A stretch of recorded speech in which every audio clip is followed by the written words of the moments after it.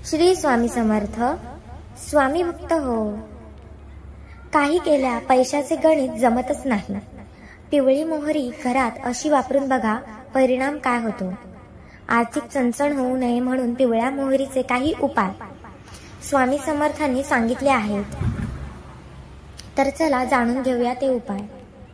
प्रत्येक व्यक्तीला आपल्या आयुष्यात सुख, समृद्धी, प्रगती आणि चांगले आरोग्य हवे असते.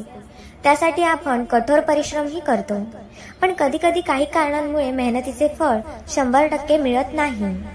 अशा स्थितीत व्यक्तीला आयुष्यात पैशाशी संबंधित समस्या येऊ लागतात. आर्थिक संबंधित समस्यांपासून मुक्ती मिळवण्यासाठी स्वामी समर्थांनी विविध उपाय सांगण्यात आले आहेत. हे उपाय केल्याने कामात यश मिळते, तसेच मनोकामनाही पूर्ण होतात. या उपायांपैकी एक म्हणजे पिवळ्या मोहरीचा काही उपाय श्री स्वामी समर्थांनी सांगितले आहे. पैशांच्या संबंधित समस्यांवरती उपाय. जर एखाद्या व्यक्तीला अनेक दिवसांपासून पैशाशी संबंधित समस्यांचा सामना करावा लागत असेल, तर अशा व्यक्तीने गुरुवारी पिवळी मोहरी गंगाजलाने धुवावी आणि त्यातील काही दाणे पिवळ्या कापरात बांधून घराच्या मुख्य दरवाजावर टांगावे.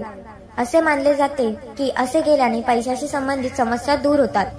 नकारात्मक ऊर्जा दूर करण्यासाठी जर एखाद्या व्यक्तीला असे वाटत असेल की आपल्या घरात नकारात्मक ऊर्जा वास करत आहे, तर अशा व्यक्तीने दररोज आपल्या घरात पिवळी मोहरी शिंपडावी. असे मानले जाते की असे केल्याने घरात सकारात्मक ऊर्जेचा संचार वाढतो, तसेच घरात अन्न आणि धनाची वाढ होते. आर्थिक परिस्थिती सुधारण्यासाठी खूप कष्ट करूनही जर एखाद्या व्यक्तीची आर्थिक स्थिती सुधारत नसेल, तर पिवळी मोहरी घरातील प्रमुख व्यक्तीच्या डोक्याभोवती ओवाळून घराबाहेर कुठेतरी लांब फेकून द्यावी. स्वामी समर्थांनी जे शास्त्र सांगितले आहे त्या शास्त्रानुसार असे केल्याने व्यवसाय आणि नोकरीशी संबंधित समस्या दूर होतात.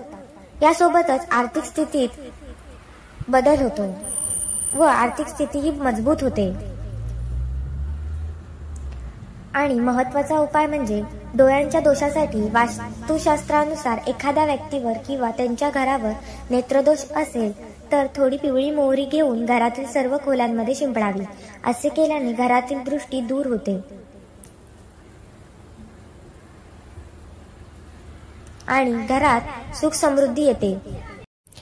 श्री स्वामी समर्थ. श्री स्वामी समर्थ. श्री स्वामी समर्थ. श्री स्वामी समर्थ. श्री स्वामी समर्थ. श्री स्वामी समर्थ. श्री स्वामी समर्थ.